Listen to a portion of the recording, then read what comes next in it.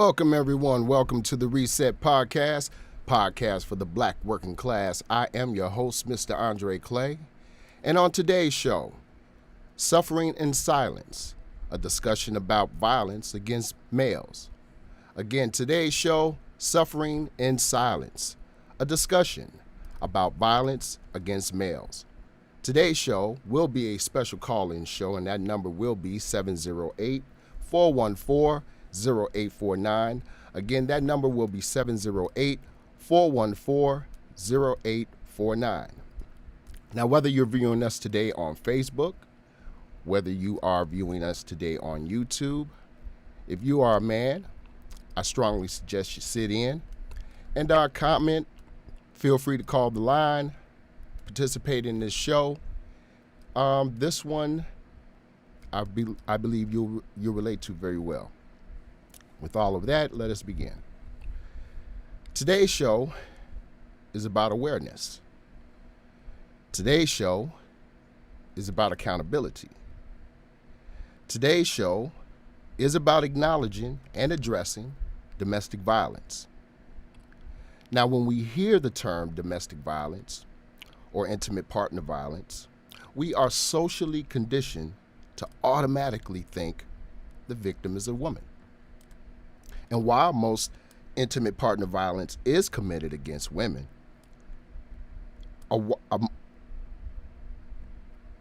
physical and sexual violence, I lost my place, can too happen to men. In fact, according to the CDC, male victimization is a significant public health problem. To give an example of what I mean by that, and mind you, it is an extreme. This story I found on Facebook, coming out of Indiana. An article that gave a report about a murder that I just found so heinous, so wicked. But I'm not gonna keep dwelling on that. I just want to share it with you guys. Give me a second. Yes. Woman accused of killing husband, mutilating his corpse. LaPorte County, Indiana. A LaPorte County woman is accused of killing her husband, dismembering his body, and placing his remains in a tote with the assistance of her minor children, according to court records. Thessalonica Allen has been charged with murder, 2 counts of contributing to the delinquency of a minor crime is a F6 and child is under 16, abuse of a corpse, altering the scene of death, interference with the reporting of a crime, and 2 counts of neglect of a dependent, places dependent in situation that endangers the dependent. Randy Allen was killed on July 27th, and Thessalonica was charged on Monday. Thessalonica's ex said she asked him to come to the house because her current husband was harming the child the two have together. When he got there, Thessalonica showed her ex a body inside her closet, claiming it was her current husband, reports said.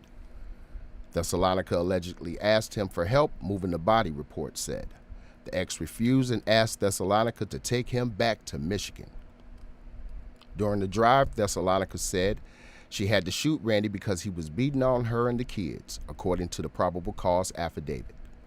When she dropped her ex off in Michigan, Thessalonica threw a gun out of the vehicle, and he kept it, reports said. The ex then called 911.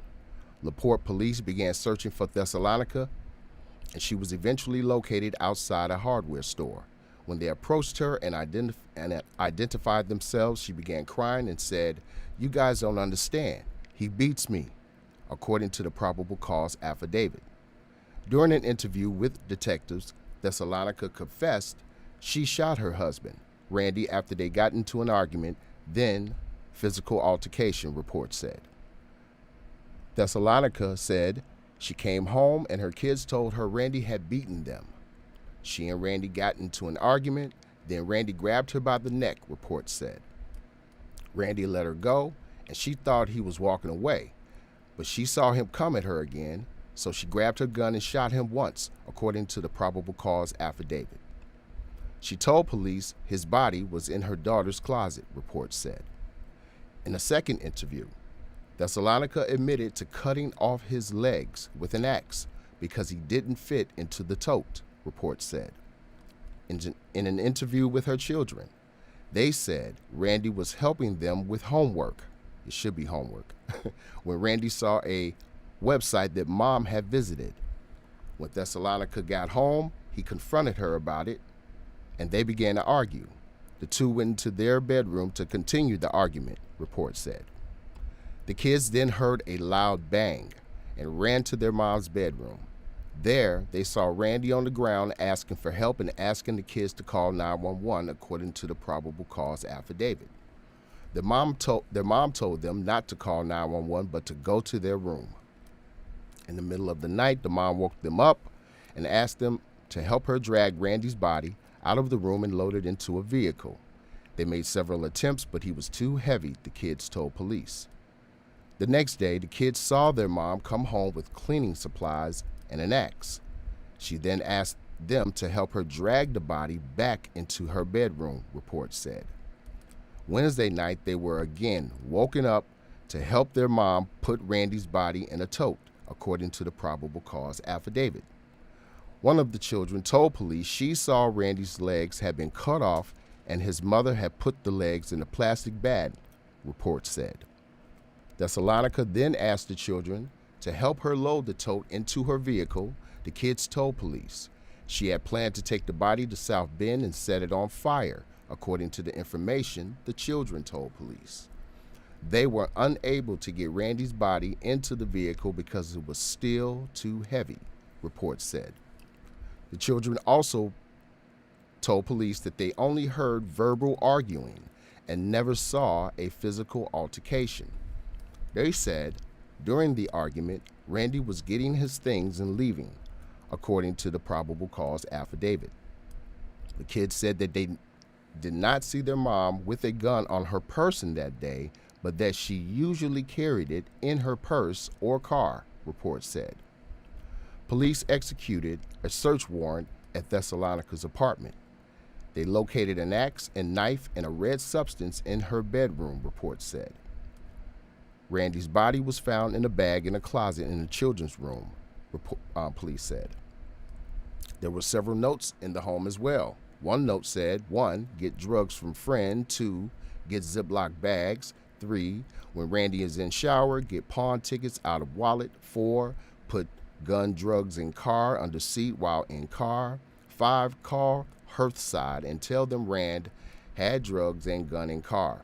A second note said, 1, spray expletive deleted in face, hit him in right knee with hammer. 2, hit with hammer, stab him. 3, roll body up in sheets and plastic bags. 4, pick up Jay, no phones. Jay follows me to LP.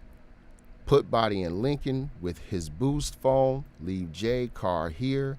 Take my keys, 5, and his car key off the ring. A third note said, go to SB, South Bend, I would suppose. Jay follow me back to LaPorte, put body in Lincoln, drive to SB, leave body in car while running. Jay brings me back to LP, LaPorte. While doing this, be on Compte, doing ATI. An autopsy was conducted on Rand's body on July 31st. It revealed he had a gunshot wound to the right arm that entered his chest, abdomen, and the spinal cord. The location of the round kept Randy from moving after he was shot, according to reports. When his body was located, the legs had been dismembered, and there had been an attempt to amputate the left arm, according to the probable cause affidavit. Now, ladies and gentlemen, that report sounds something like fresh out of a horror story. It's unimaginable. And in reading it, I couldn't help but think about the kids. You know, how this experience, this horrific experience, will change them forever. It will forever Wow. Um, they're going to need lifelong therapy for this, in my opinion. But violence that occurs against men, domestic violence, some of us have reported that they've had instances when intimate partners will slap them. They insist that some of their partners are controlling in ways that make them feel uncomfortable, oftentimes embarrassed in front of family members. And besides physical violence, men, as reports say, experience violence in sexual ways as well as mental ways. And in fact, according to the CDC, male violence is a significant public health problem, as stated before. Across the U.S., nearly half of men apparently report some form of sexual violence in their lifetime.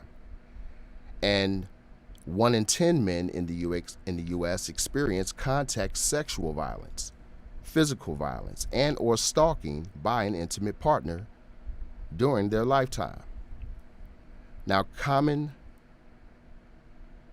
intimate partner violence related impacts that men tend to experience are fear, concern for safety, and symptoms of post-traumatic stress disorder, among others. Now, I want some of the guys who are watching this to think back when they were a little younger, if it is not happening to them right now. But just think about, in some of these relationships that you have had, the behavior of some of the young ladies that you were dealing with. Did you experience any of these things? Do you remember when there were times when you got hit or embarrassed or coerced into sex in such a way that made you feel like you were being raped? But to give more insight, to give more clarity about what domestic violence with men look like, let me go here. Domestic violence. Domestic violence against men isn't always easy to identify, but it can be a serious threat. Know how to recognize it if you're being abused and how to get help. This is by the Mayo Clinic.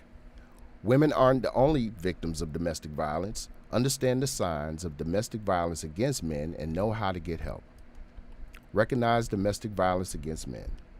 Domestic violence, also known as intimate partner violence, occurs between people who are or have been in a close relationship. Domestic violence can take many forms, including emotional, sexual, and physical abuse, stalking, and threats of abuse. It can happen to heterosexual or same-sex relationships. Abusive relationships always involve an imbalance of power and control. An abuser uses intimidating, hurtful words and behaviors to control his or her partner. It might not be easy to recognize domestic violence against men. Early in the relationship, your partner might seem attentive, generous, and protective in ways that later turn out to be controlling and frightening. Initially, the abuse might appear as isolated incidents. Your partner might apologize and promise not to abuse you again. Young men, have you experienced things like this? Fathers, have your sons talked to you about incidents that they may have experienced like this?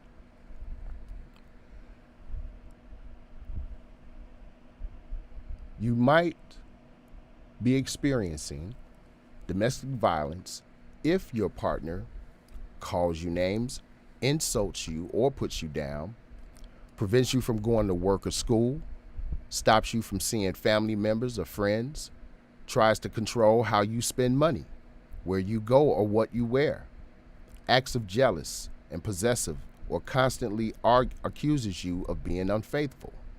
gets angry when drinking alcohol or using drugs, tries to control whether you can see a healthcare provider, threatens you with violence or a weapon, hits, kicks, shoves, slaps, chokes, or otherwise hurts you, your children, or your pets, forces you to have sex or engage in sexual acts against your will, blames you for his or her violent behavior or tells you that you deserve it, threatens to tell family members, family, colleagues, or community members your sexual orientation or gender identity.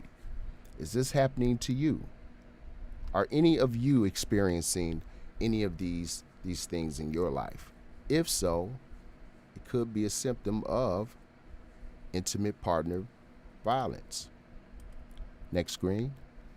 If you're gay, bisexual, or transgender, you might also be experiencing domestic violence if you're in a relationship with someone who tells you that authorities won't help a gay, bisexual, or transgender person, tells you that leaving a relationship means you're admitting that gay, bisexual, or transgender relationships are deviant, justifies abuse by telling you that you're not really gay, bisexual, or transgender, says that men are naturally violent. Now, don't take the blame. You may not be sure whether you're the victim or the abuser. It's common for survivors of domestic violence to act out verbally or physically against the abuser, yelling, pushing, or hitting him or her during the conflict. The abuser may use such incidents to manipulate you, describing them as proof that you are the abusive partner. You may have developed unhealthy behaviors. Many survivors do. But that doesn't mean you are at fault for the abuse. If you're having trouble identifying what's happening, take a step back and look at larger patterns in your relationship. Then review the signs of domestic violence. In an abusive relationship, the person who routinely uses these behaviors is the abuser. The person on the receiving end is being abused. Even if you're still not sure, seek help. Intimate partner violence causes physical and emotional damage no matter who is at fault. Children and abuse. Domestic violence affects children, even if no one is physically attacking them. If you have children, remember that being exposed to domestic violence makes them more likely to have developmental problems, psychiatric disorders, problems at school, aggressive behavior, and low self-esteem. You might worry that seeking help could further endanger you and your children, or that it might break up your family. Fathers might fear that abusive partners would try to take their children away from them. However, getting help is the best way to protect your children and yourself. Break the cycle. If you're in an abusive situation, you might recognize this pattern. Your abuser threatens violence, your abuser strikes you, your abuser apologizes, promises to change, and offers gifts, and then the cycle repeats itself. Typically, the violence becomes more frequent and severe over time. Domestic violence can leave you depressed and anxious, and can increase your risk of having a drug or alcohol problem, because men are traditionally thought to be physically stronger than women. You might be less likely to report domestic violence in your heterosexual relationship due to embarrassment. You might also worry that people will minimize the importance of the abuse because you're a man. And similarly, a man being abused by another man might be reluctant to talk about the problem because of how it reflects on his masculinity or because it exposes his sexual orientation. If you seek help, you also might find that there are fewer resources for male victims of domestic violence. Healthcare providers and other contacts might not think to ask if your injuries were caused by domestic violence, making it harder to open up about abuse. You might fear that if you talk to someone about the abuse, you'll be accused of wrongdoing yourself. Remember, though, if you're being abused, you aren't to blame, and help is available. Start by telling someone about the abuse, whether it's a friend, relative, healthcare provider, or a close contact. At first, you might find it hard to talk about abuse. However, you'll also likely feel relief and receive much needed support. Creating a safety plan. Leaving an abuser can be dangerous. Consider taking these precautions. Call a domestic violence hotline for advice. Make the call at a safe time, when the abuser isn't around or from a friend's house or other safe location. Pack an emergency bag that includes items you'll need when you leave, such as extra clothes and keys. Leave the bag in a safe place. Keep important personal papers, money, and prescription medications handy so that you can take them with you on short notice. Know exactly where you'll go and how you'll get there. Protect your communication and location. An abuser can use technology to monitor your telephone and online communication and to track your physical location.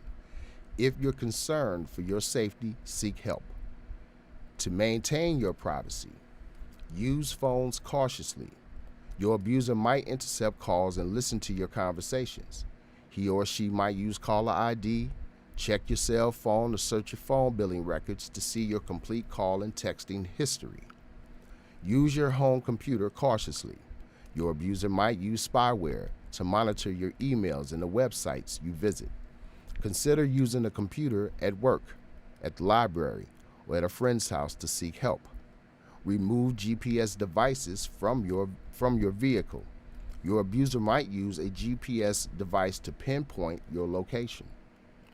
Frequently change your email password. Choose passwords that would be impossible for your abuser to guess. Clear your viewing history.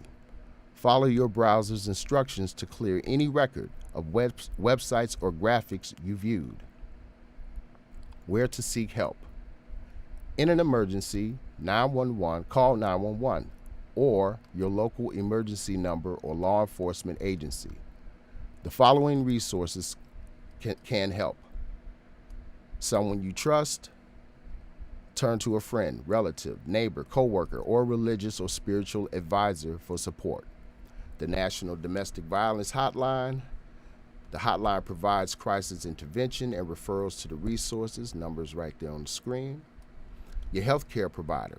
Doctors and nurses will treat injuries and can refer you to other local resources. A counseling or mental health center. Counseling and support groups for people in abusive relationships are available in most communities. A local court. Your district court can help you obtain a restraining order that legally mandates the abuser to stay away from you or face arrest. Your local advocates may be available to help guide you through the process. And so I'm sure for many men out there, a lot of what was described in what domestic violence looks like for men could relate to those examples. Again, if you are in a situation like this, if you are being abused by your partner, please seek help. Remember, this behavior, if not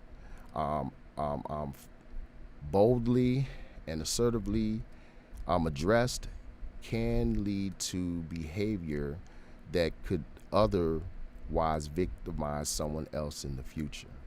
That is one thing psychiatrists found. Again, we've been socially conditioned to not look at violence against males as being such a severe thing. But abuse is abuse, and this has to be acknowledged.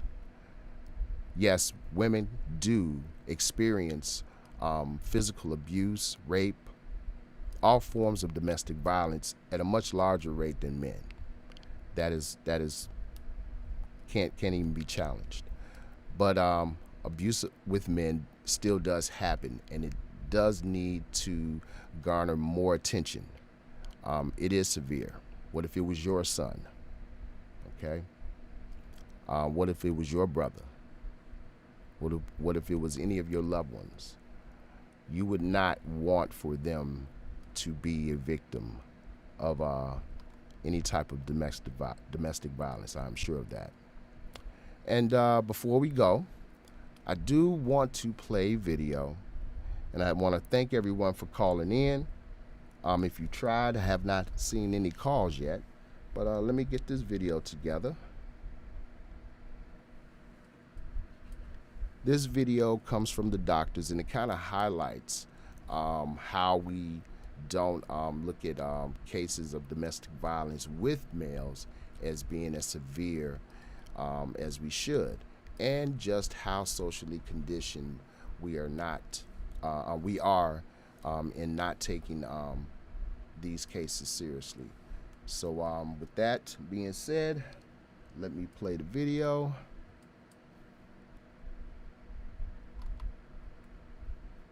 I want to move on to something we talk a lot on the show about, domestic violence. In this next viral video, a hidden camera experiment in the UK revealed some shocking reactions to domestic violence on the street.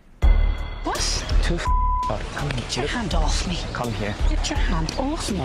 Who was there? Get your hand off me. Who was there? Tell me who was there. People are looking at us. People are looking at us. Will you get your hand off me? Stop there. People are looking at us. What's wrong with you?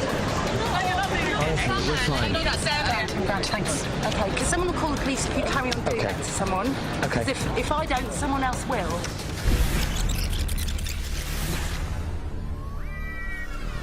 You haven't listened. You haven't got an like I'm saying to you. You're not even listening to me, that's what. Why do I push you like that? Because you won't on to me, and you won't listen to me. I family.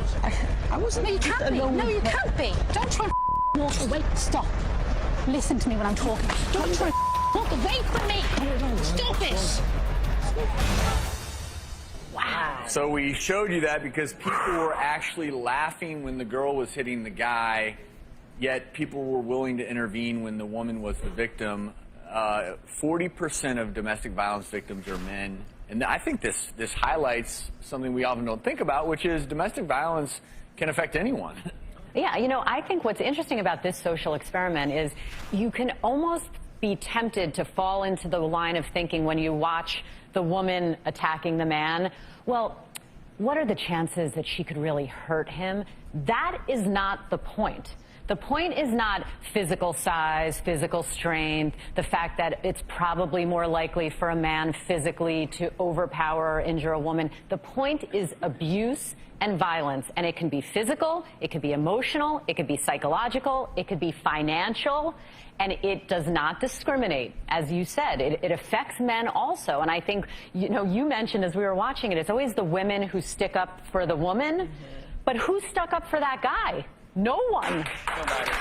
Well, and I think it gets back to something we talked about on the show. You know, we've come a long way, and even just the last year with all the awareness that was raised on these really highly publicized cases of domestic violence. But I think there's always been a bit of a tendency to say, well, it's got to be her fault if the woman is the victim. And now I think you see the laughing there. It's, well, I'm sure he deserved it. Mm-hmm. And I think that's the danger with domestic violence is if we don't get to a point where, look, if you're being abused, no matter who you are, just to be like, oh, I'm sure they deserved it. That's where I think the laughing comes from. But at the end of the day, we have to understand that any type of violent motion or movement to another person, you know, it is terrible. And it's against the law, and it's considered abuse. And if anyone you know is suffering from this type of thing, you really should do your part in trying to intervene. The one thing about that video that I took away is early intervention. If you do see something like this occurring, the earlier you intervene before it gets to true violence where maybe there's weapons involved, you know, and that's you intervene and you do what that woman said, which is I'm going to call the cops. And that will diffuse the situation really, really quickly in many cases. Now, if you are watching and you or someone in your life is the victim of domestic violence, there is a lot of help available. You can find resources and information at When Georgia Smiled, the Robin McGraw Revelation Foundation at whengeorgiasmiled.org. Abuse is abuse, regardless of gender, regardless of sex. Shawn Harper shared with us truth. She she also added, get this, men suffer from all types of abuse as well. Yes, they do. Yes, we do. And Monica, she shared with us great info. And thank you everyone for coming out, viewing the broadcast today. And please, gentlemen, if you are going through anything like this, please contact someone. Please let someone know. You should not suffer in silence. And with that being said, enjoy the rest of your Sunday.